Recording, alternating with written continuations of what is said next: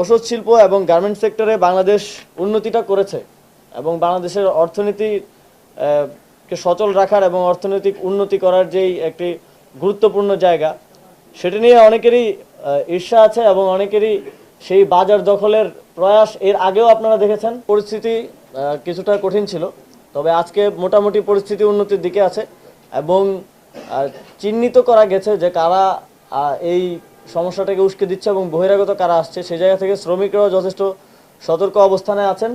সেই জায়গা থেকে আমরা আশা করি যে আগামী 2-1 দিনের মধ্যে পরিস্থিতি স্বাভাবিক হয়ে আসবে। মালিকরা কি জানিয়েছেন? মালিকদেরকে আমরা মূলত ডেকেছিলাম এই নির্দেশনাটা দেওয়ার জন্য মালিক পক্ষ থেকে, যেন কোনো ফ্যাক্টরির মালিকরাই যে বকেয়া বেতন রয়েছে সেটি দ্রুত তারা পরিশোধ করেন এবং সরকারের পক্ষ থেকে আপনারা জানেন একটি উদ্যোগ নেওয়া হয়েছে যে সফট লোন দেওয়ার ব্যাপারে।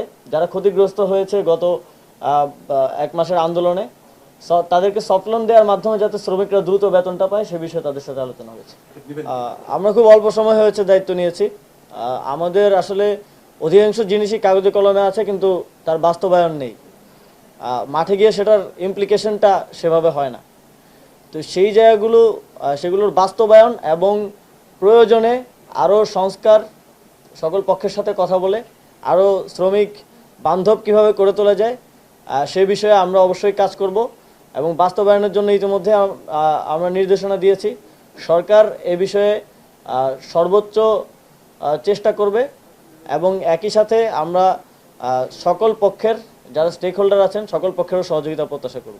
আমাদের শুধু গার্মেন্টস না, যেমন নন আরএমজি সেক্টরে যে ঔষধ শিল্প, আমাদের ঔষধ শিল্প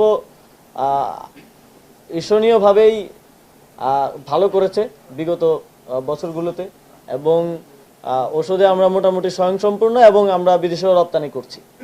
আমরা দেখেছি গত 50 বছরে কখনো সেখানে কোনো আনরেস্ট হয়নি, কারণ বেশিরভাগ ওষুধ কোম্পানিগুলো ওয়ার্ল্ড স্ট্যান্ডার্ডেও তারা টপ 10-এর মধ্যে আসে আমাদের।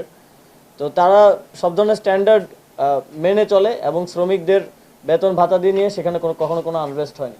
কিন্তু এখন আমরা দেখতে পাচ্ছি কিছু বহিরাগত লোকজন ঢুকে সেখানে সমস্যা তৈরি করার চেষ্টা করছে এবং আমরা দেখেছি যে সবগুলো ওষুধ কারখানায় একই ধরনের একই দাবি নিয়ে সেখানে তারা যাচ্ছে এবং সেখানে অনেকগুলো অযৌক্তিক দাবিও আমরা দেখেছি।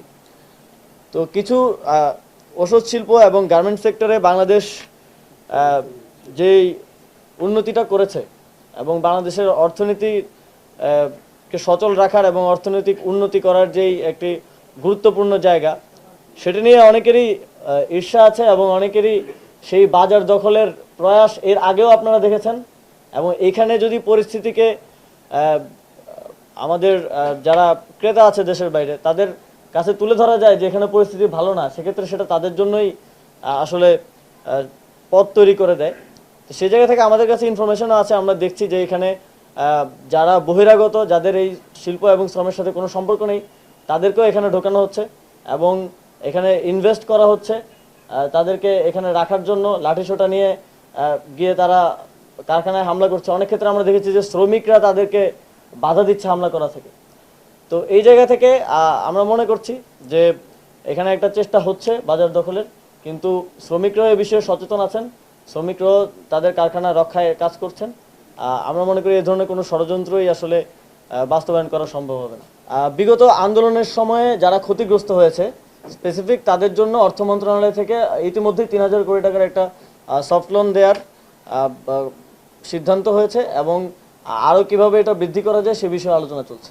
2023 সালের আন্দোলনে স্পেসিফিকলি আমরা বলছি যে যাদের বিরুদ্ধে নিপীড়নমূলক মামলা হয়েছে, মিথ্যা মামলাগুলো হয়েছে, কতগুলো মামলা হয়েছে সেটা আমরা আইন মন্ত্রণালয়ের সাথে আলোচনা করছি এবং সেই মামলাগুলো আমরা প্রত্যেকটা মিথ্যা এবং নিপীড়নমূলক মামলায় আমরা প্রত্যাহার করব। সবাই ফেরেনি, অনেকগুলো কারখানাই বন্ধ আছে এবং আরও অনেকগুলো কারখানাতেই আনরেস্ট আছে কিছু পর্যায়ে। তো আমরা চেষ্টা করছি দ্রুত সময়ের মধ্যে এগুলো সমাধান করার জন্য।